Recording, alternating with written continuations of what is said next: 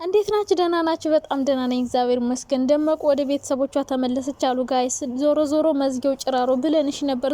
ዞረሽ አንድ ሆነሽ መጣሽ፣ ሁለት ሆነሽ ሄድሽ። እኔን አፈር በበላውልሽ። አቤት አቤት! አሁን ደግሞ ካንቺ አልፎ ልጆችን ሊያሳድጉ ነው አይደል? አይሽ ያኔ ንጹህ ሆነሽ ብር እያለሽ ቤተሰቦችን ረግጠሻቸው ተሳድበሽ መጣሽ አይደል? አሁን ደግሞ ስታረግሽ ደጋፊ ሳይኖርሽ ሲቀር ብቻሽን ስትሆኝ ወደ ቤተሰቦችሽ ገባሽ አይደለ? አሁን እርጉዝ ስትሆኝ ሁሉም ራቀሽ። ኤፍሬም እንኳን እንዴት እንደሚገለፍጣት አያችሁልኝ። ከሄር ሂጂ ጥርግ ትበል አትለማመጣት ብሎት እርፍ አብርሽን። አቤላ ደግሞ በጣም እያሽቃበጥክ ነው፣ ከአብርሽ በላይ ነኝ እያልክ ነው። ያኔ ቤተሰቦቿን ስትሳደብ የት ነበርክ? አይሽ አንቺ ራስሽ ቤተሰቦችሽን ያላከበርሽ አንቺን ማንም ሊያከብርሽ አይችልም። አብርሽን አየሽው? እኔ ቆንጆ አየሽው?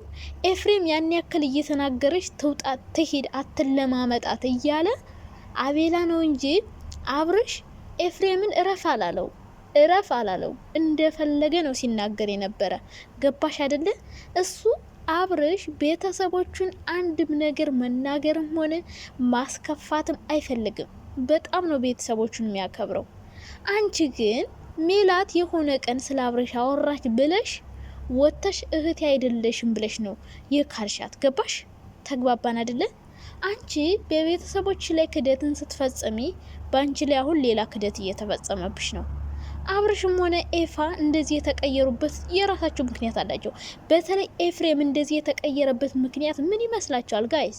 ልጁ ላይ ራሱ ጥርጣሬ ያለባቸው ይመስለኛል፣ እኔ ስገምት ማለት ነው።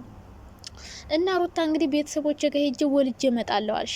እስከ ዛሬ ግን ዶላሩ ሲታፈስ ሁሉም ነገር ሲሆን ሄደሽ አታቂም። አሁን ግን ስታረግሽ ወደ ቤተሰቦች ሄድሽ። አየሽ፣ ዞሮ መዝጊያው ጭራሮ ያልኩሽ ለዚህ ነው። አሁን ብዙ ሰዎች እዚህ ታች መታችሁ ትልከሰከሳላችሁ። አትልከስከሱ። እኛ ያኔ መክረናታል። እንደዚህ አታድጊ፣ ቤተሰቦችን አክብሪ። ዞረሽ የሆነ ቀን ወንድ ልጅ አውጥቶ ነው የሚጥልሽ። አክብሪ ቤተሰቦችን። አያገባችሁም ነበር ምትለን። አሁን ሄድሽ፣ ቤተሰብ ይቀበሉሻል። እነሱ ምን ያደርጋሉ? እናት አባት አይደሉም? ተሰድበውም አሁንም ደግሞ ሁለቱ ነሽ ስትይ ይቀበላሉ። ምንም ማድረግ አይቻልም። ወልደው አይደል? የወለደ ሰው እኮ እንደዚህ ነው። ሴት የወለደ ሰው እንደዚህ ነው።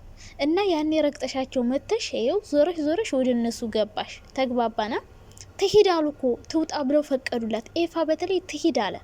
ትሂድ ጥርቅ ትበላለ። በስመ አብ ወልድ አታዋርደኝ።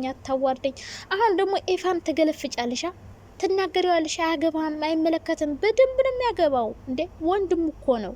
ወንድም እኮ ነው። አብርሽ አያገባህም ስለኔ ህይወት ይበለው እንጂ አንቺ አትችይም። ስለ ወንድሙ ያገባዋል ሀቢብቲ። ስለ ወንድሙ በደንብ ነው የሚያገባው። የማያገባሽ አንቺ ነሽ። ኤፋ የሆነ ነገር አብርሽን ሲመክር አንቺ አያገባሽም። ወንድምና ወንድም ናቸው፣ እነሱ ዘው ይመካከሩ።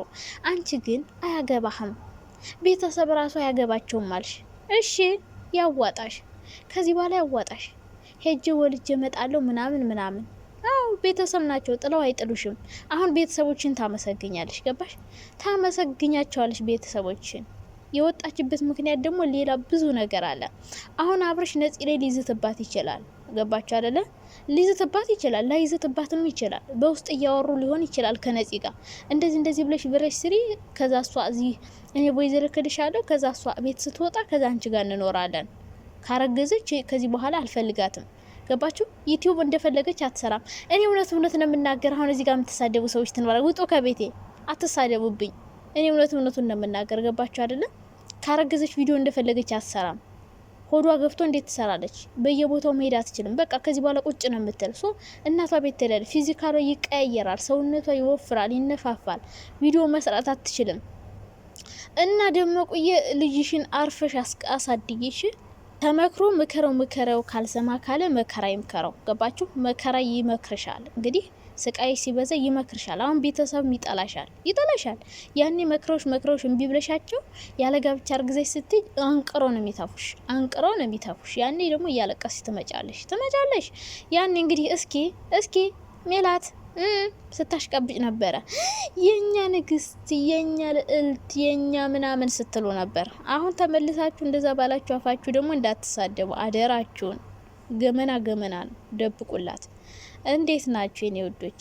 እንደው ስከንፍ ሰበር መጣው። ቅድም ቪዲዮ ሰርቼ ነበር፣ ግን ይህን ነገር አይቼ እንዴት አርፋለሁ?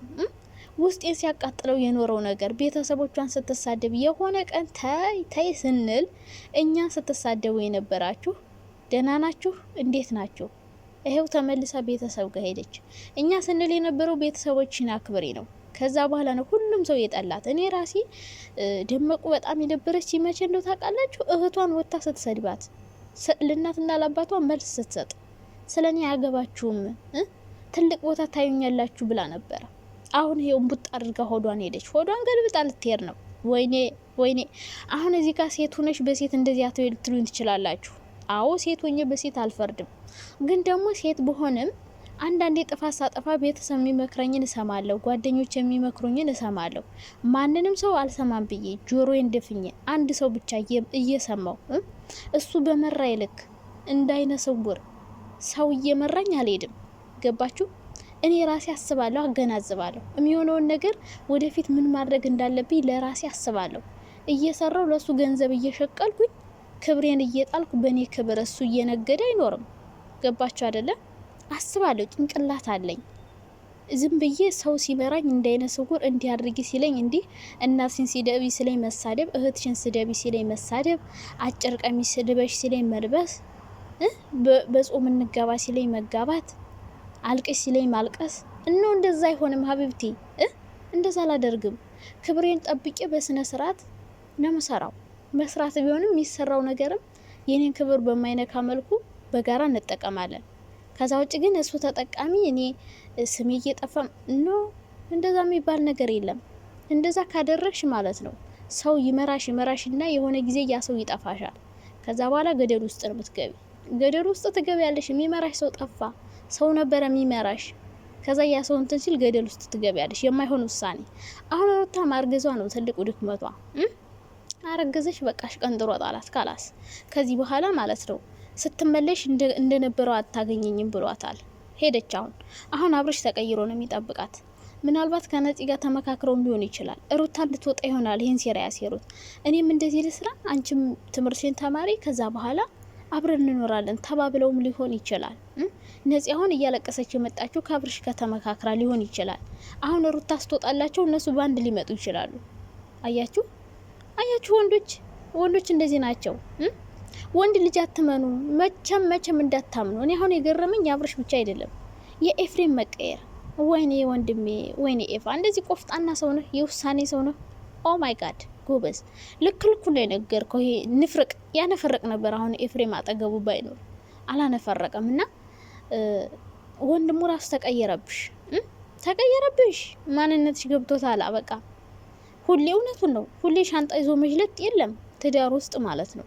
ዝም ብሎ መጋጋጥ የለም። መቻል አለብሽ፣ ማለፍ አለብሽ። ትዳር ላይ እንደዚህ ነው መሆን ያለበት። እና ለማንኛውም ብዙ ሰዎች ከተሳደባችሁ መልካም የመሳደብ የመቃጠል ጊዜ። እኔ የማይረባ ሰው አልደግፍም። ገባችሁ አይደለ? እና ቻው፣ ወዳችኋለሁ።